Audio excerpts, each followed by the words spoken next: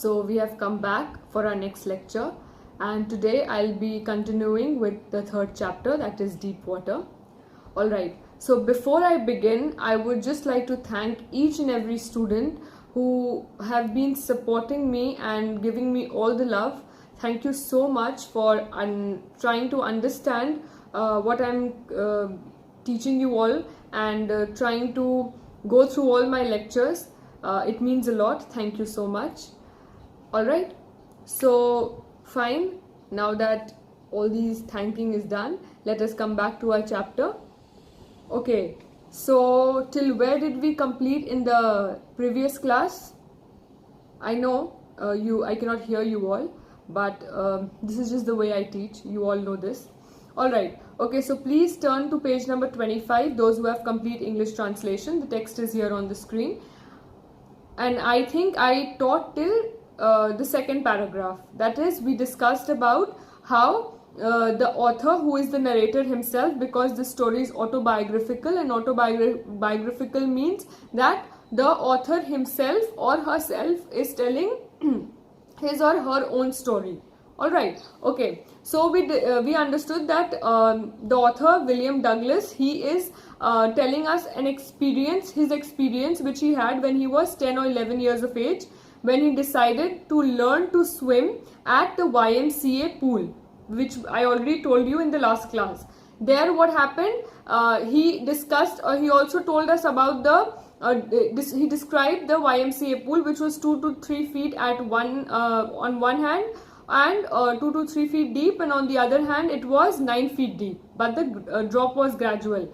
And as he was walking towards the swimming pool, he recalled an incident. Recalled as in, जैसे जैसे वो swimming pool की ओर बढ़ रहा है, उसको एक इंसिडेंट याद आता है. जो इंसिडेंट रिस्पॉन्सिबल है उसके अंदर वो चिढ़ लाने के लिए, किसके प्रति वो चिढ़ लाया है, किसके तरफ वो चिढ़ लाया है, पानी के तरफ. So he recalls an incident which reminded him why he had an aversion, a strong dislike towards water.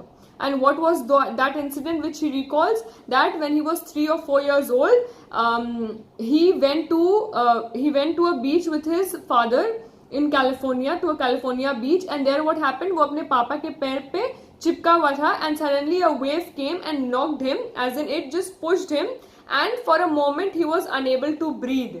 तो वो जो एक इंस्टेंस था जहां पर उसको वो पानी का फोर्स के बारे में समझ में आता है, and that moment when he was unable to breathe, वो एक्सपीरियंस एक बहुत बड़ा रीजन बना जिस वजह से he dislikes water so much.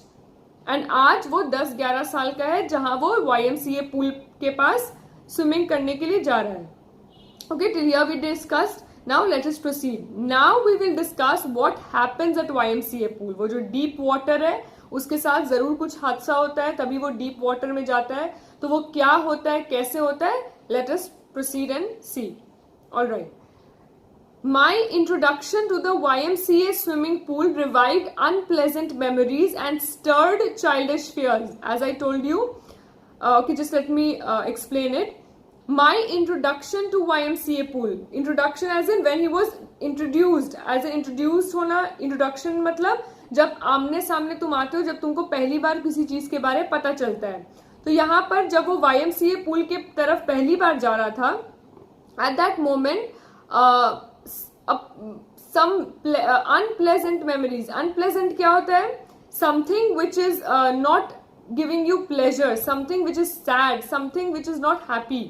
वो होता है अनप्लेजेंट. सो अनप्लेजेंट, जितना भी अनप्लेजेंट मेमोरीज था वो सारा कुछ आने लगा. और ये अनप्लेजेंट मेमोरी क्या था? यही जो वो 3-4 साल की उम्र में उसके साथ कैलिफोर्निया बीच में वो इंसिडेंट हुआ था.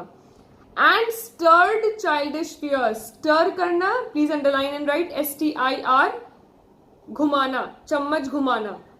ठीक है, stir as in when you take a spoon and you stir the water after putting sugar और सॉल्ट. स्टर करना, तुम घुमा रहे हो, जिसको हिंदी में घोल रहे हो बोलते हैं हम लोग, स्टर. ओके, तो यहाँ पर क्या लिखा है? ये जो अनप्लेजेंट मेमोरीज था, it stirred my childish fears. Stirred my childish fears मतलब इसके अंदर, फॉर एग्जाम्पल तुम एक पानी लो, उसके अंदर चीनी डाल दो, and don't do anything, just leave it like that. After 5 minutes जब तुम उसको चलाओगे चम्मच से, व्हाट हैपेंस, जो चीनी at the bottom of the glass which is there, वो वहां पर पूरा घूमने लगेगा और पानी में घूमते घूमते घुल जाएगा। यहां पर ऑथर बोल रहा है कि जो ये अनप्लेजेंट मेमोरी था, जब हम YMCA पूल की तरफ चल के जा रहे थे, जब हमको ये अनप्लेजेंट मेमोरी आता है 3-4 साल की उम्र में जो मेरे साथ हुआ, वो मेरे अंदर का जो बचपन का जो फियर था उसको स्टर कर दिया, एज इन उसको चला दिया। तो वो स्टर जो दबा हुआ था, जो बैठा हुआ था, which was suppressed from such a long time, that revive, that came back to life, और अब उसको वो वापस से वो डर आ गया था। Alright, you are able to understand?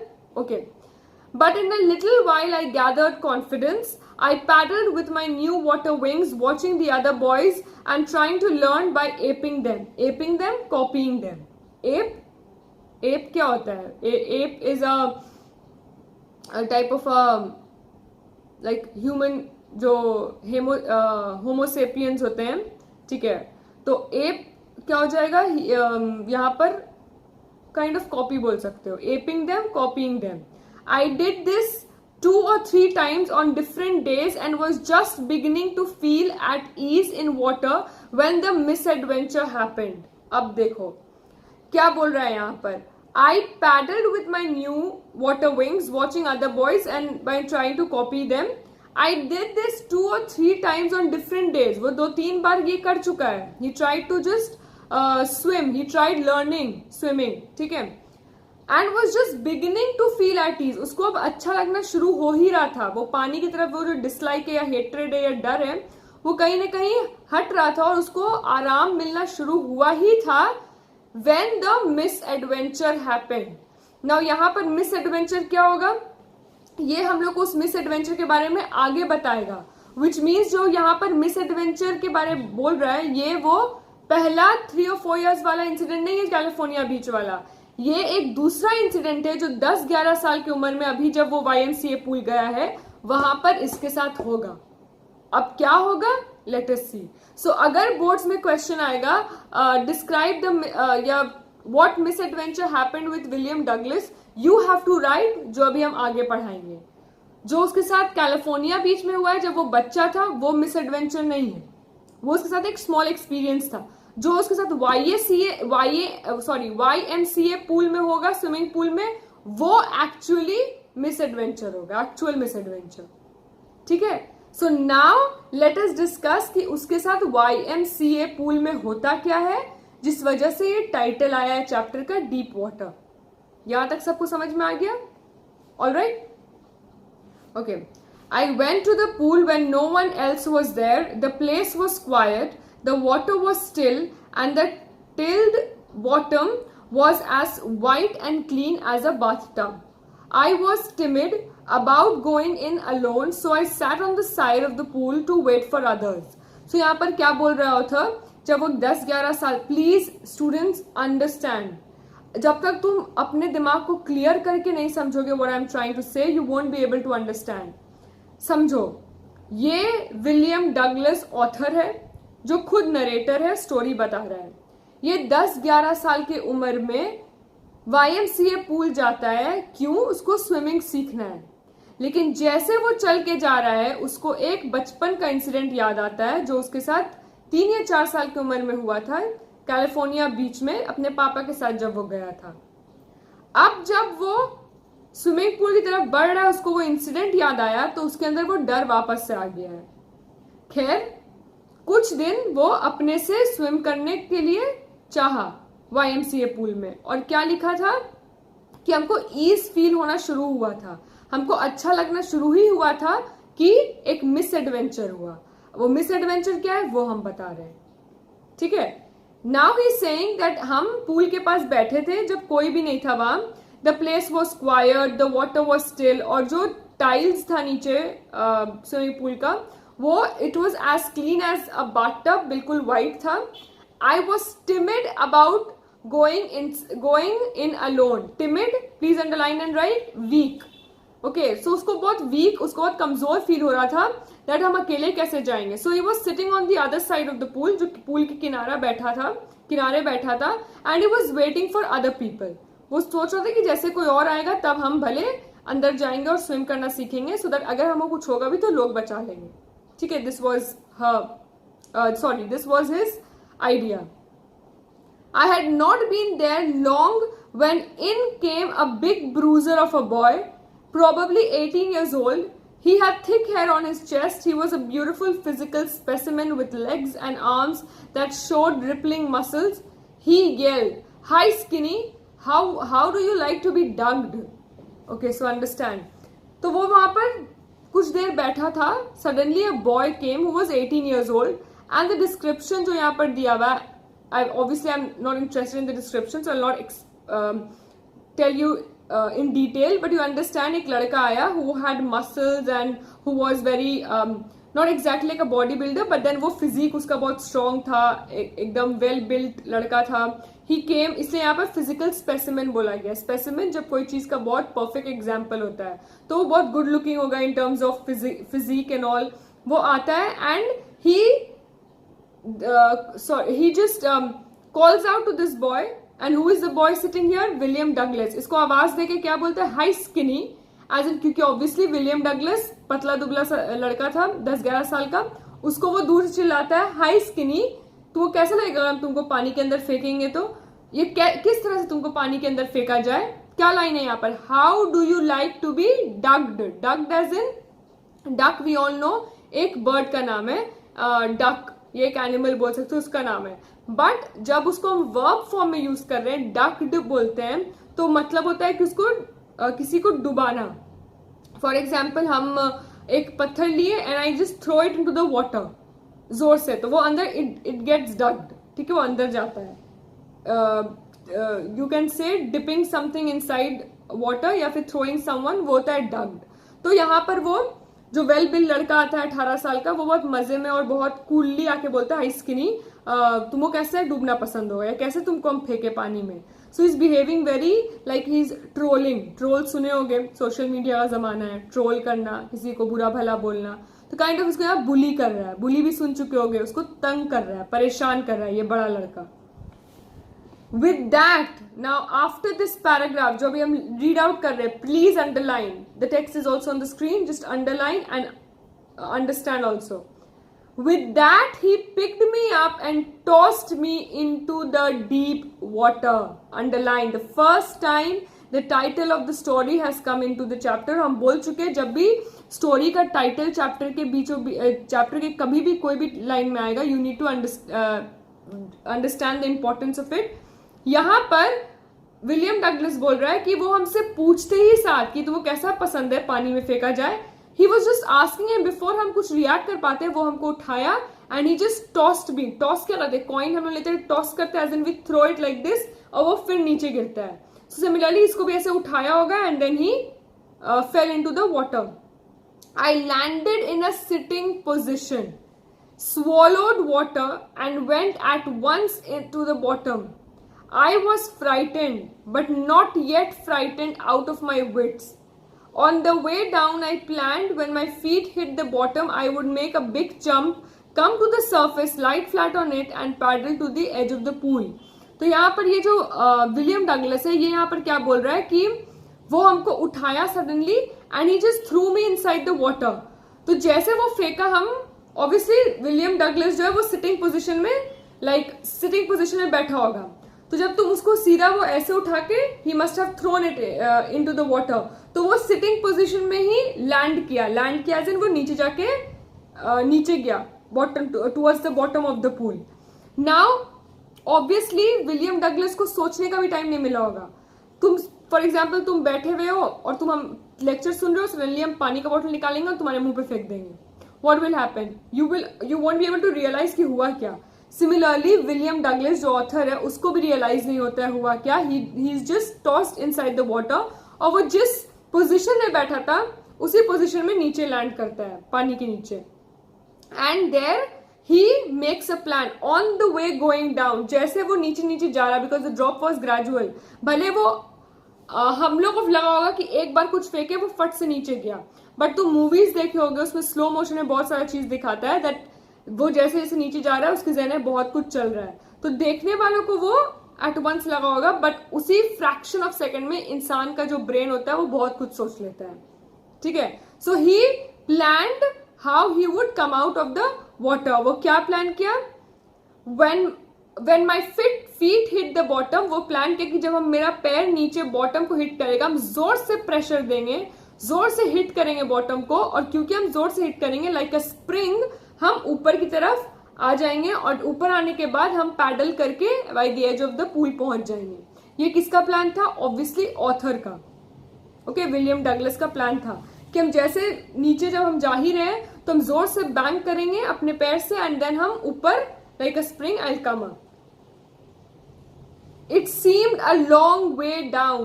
Those 9 feet were more like 90, and before I touched bottom, my lungs were ready to burst. तो यहाँ पर देखो क्या बोल रहा है कि जब देखने अभी हम वही सेम चीज बोले, देखने वाले को क्या लगेगा? If I, for example, if I take this tissue paper, okay, and if I do like this, I'll just throw it. तो वो तुमको कैमरा में कैसे दिखा? It just went at once. But जो इंसान इसके जब किसी को ऊपर से नीचे फेंका जाता है बिल्डिंग से या मूवीज में दिखाता है, तुमको दिखेगा कभी कभी एट वंस वो नीचे गिरता है, और कभी कभी क्या दिखेगा? दैट वो नीचे गिर रहा है and he is falling very slowly and he is thinking a lot of things. तो तुम सोचोगे स्लो मोशन में कैसे गिर रहा है? एक्चुअली वो उसी स्पीड से गिर रहा है, but human brain starts thinking in a very normal manner और स्लो मोशन में सोचने लगता है. यहां पर वही बोल रहा है, it seemed a long way down. ठीक है, वो जब गिरा नीचे तो इसको बहुत लंबा रास्ता लगा विलियम डगलस को. Those 9 feet were more like 90. वो 9 feet जो फेंका, which means उसको डेप्थ वाला साइड फेंका है, ज्यादा डेप्थ वाला, क्योंकि एक साइड स्विमिंग पूल का डेप्थ कितना था? Come on, tell. I told you in the last class 2 to 3 feet deep था एक साइड, नेक्स्ट साइड कितना डीप था? 9 feet. तो ये जो 18 years का लड़का आता है जो बहुत वेल बिल्ट है, वो उठाता है विलियम डगलस को, ऑथर को, और उसको फेंक देता है जो डीप साइड है वहां. Before I touch the bottom, क्या बोल रहा है? इससे पहले कि मेरा पैर बॉटम को टच करता, my lungs were ready to explode. मतलब ऑब्वियसली जब अगर हम तुमको बोलेंगे, फॉर एग्जाम्पल तुमको स्विमिंग थोड़ा थोड़ा आता है, ठीक है, हम बोलेंगे चलो स्विमिंग करने चल, फॉर एग्जाम्पल हम नहीं, कोई भी इंस्ट्रक्टर बोलेगा चलो स्विमिंग करने चलते हैं, and you go with your friend और you go with your instructor, and वहां पर इंस्ट्रक्टर बोलेगा ठीक है प्रिपेयर हो जाओ, अब तुम पानी में जाओगे. So you take a deep breath, तुम प्रिपरेशन करते हो, प्रिपरेशन, एंड देन तुम फिर पानी में कूदते हो, तुम सांस रोकते हो, फिर तुम धीरे धीरे रिलीज करते हो ताकि तुम स्विम कर पाओ. Now this author William Douglas, वो वहां आराम से बैठा हुआ है, उसको जरा सा भी आइडिया नहीं कि वो पानी में जाने वाला है. Why will he be prepared? सांस क्यों जोर से लेगा? हाँ, वो सीखना चाह रहा था swimming, but at that moment जब उसको उठा के फेंका गया, वो चुप से रिलैक्स होके बैठा था. ओके, सो ना उसको सांस इनहेल करके एज इन उसको सांस अंदर लेके रोकने का मौका मिला, ना उसको प्रेपरेशन का मौका मिला कि अच्छा ऐसा कुछ होने वाला है. So his lungs were ready to burst. उसको समझ में नहीं आ रहा था कि वो आगे कैसे क्या करे. उसके लंग्स में माइट भी पानी भर गया होगा, या फिर पानी अगर नहीं भरा हो तो वो सांस जो रोका होगा, बिकॉज जैसे वो पानी में गया होगा, he must have stopped his breath. तो जो सांस रोका होगा, लंग्स अब और कंट्रोल नहीं कर पा रहा होगा. So it was ready to burst. But when my feet hit the bottom, I summoned all my strength and made what I thought was like a great spring upwards. I imagined I would bob on the surface like a cork. तो क्या बोल रहा है कि जो हम plan सोचे थे कि जैसे हम नीचे जाएंगे और अपना जो फीट जो डेप्थ है उसमें अपना पैर हिट करेंगे और लाइक अ कॉर्क हम स्प्रिंग की तरह एकदम ऊपर आ जाएंगे. Instead, I came up slowly. I opened my eyes and saw nothing but water. Water that had a yellow, dirty tinge to it. I grew panicky. I reached up as if to grab a rope, and my hands clutched only at water. I was suffocating. I tried to yell, but no sound came out. Then my eyes and nose came out of the water, but not my mouth. तो ध्यान दो, ये कौन सी बार गिरा है पानी के अंदर? पहली बार. और वो कौन सी बार ट्राई कर रहा है ऊपर आने का? पहली बार. क्योंकि इस चीज को तुमको जहन में रखना होगा, बिकॉज एज टाइम प्रोसीड हम तुमको ये डिस्कस करते जाएंगे. जब वो पानी में पहली बार गिरा तो उसका जर्नी कैसा था, बिकॉज इस पे असाइनमेंट हम देंगे. वो जब जा रहा था नीचे तो वो क्या सोच रहा था? दैट हम स्प्रिंग की तरह हिट करेंगे बॉटम और लाइक अ स्प्रिंग ऊपर आ जाएंगे और तब हम स्विम करके बाहर निकल जाएंगे by the edge of the pool. But instead जब वो नीचे जा रहा था, it was a long way, and इससे पहले वो अपना स्ट्रेंथ इकट्ठा करता है कुछ, his lungs were ready to burst. However जब वो नीचे पहुंचता है, he tried to kick it with all his strength, but what happens, instead वो स्लोली ऊपर आने लगा. और जब वो स्लोली ऊपर आने लगा तो वो अपना आंख खोला and he saw nothing but water, yellow dirty water. उसको बहुत डर लगने लगा. He grew panicky. Panicky means afraid, frightened. Okay, just underline and write. Panicky means frightened और afraid. I reached as if to grab something. तो जब कोई इंसान, अगर किसी के साथ ये डूबने वाला एक्सपीरियंस हुआ है तो तुम लोग बहुत अच्छे से समझ सकते हो. You try to just hold on to anything which comes your way. तुमको कुछ भी सामने दिखेगा, तुम सोचोगे पकड़ लेते ताकि मेरा जान बच जाएगा. So he try to hold on to anything, भले वो रोप हो या कुछ हो, but nothing came in his hand except water. आसपास सब जगह सिर्फ पानी था. Okay, I was suffocating. Obviously वो सफोकेटिंग, उसको सांस नहीं आ रहा था. I try to yell but no sound came out because in water sound के not, it cannot be communicated, as in it cannot pass on to other things, so it cannot be heard. Then my eyes and nose came out of the water but not my mouth. तो जब वो पहली बार नीचे जाता है, what happens, अब जब वो पहली बार ऊपर आ रहा है तो what happens that उसको he tries to push and come up but it doesn't happen. He has a yellow water tinge around him and he wanted to just hold on to something, लेकिन उसके हाथ में कुछ नहीं आता है. He became very suffocating. He was suffocated. He could not breathe, and no sound came out of the area, the swimming pool. Then what happens? पहली बार में जब वो ऊपर आ रहा है, उसका सिर्फ आंख और नाक बाहर आता है, but the mouth is still inside water. तो वो इतना ही ऊपर आ पाया है जहां पर सिर्फ उसका नाक और आंख बाहर है पानी के, and then this is just inside the water. ठीक है. सो उसके बाद क्या होता है, जब वो ऊपर आ रहा है, फिर क्या वो नीचे जाएगा, डूबने लगेगा, फिर क्या वो ऊपर आने की कोशिश करेगा. What all happens I discuss in the next class. As I am teaching, the main points is also mentioned on the screen so that you don't have any problem. Okay, and now one more thing, I asked many students that should I give the assignment at the beginning of the lecture or at the end. So from few I have got that at the end I should give, and nobody has told me at the beginning, so I've decided with the help of you all that the summary of every chapter will be given at the end of that chapter's lecture video. Alright? Okay. So till here, please read, please understand, and if there's any doubt, obviously I'll be there. You can just ask me anytime. Alright? Okay. Thank you.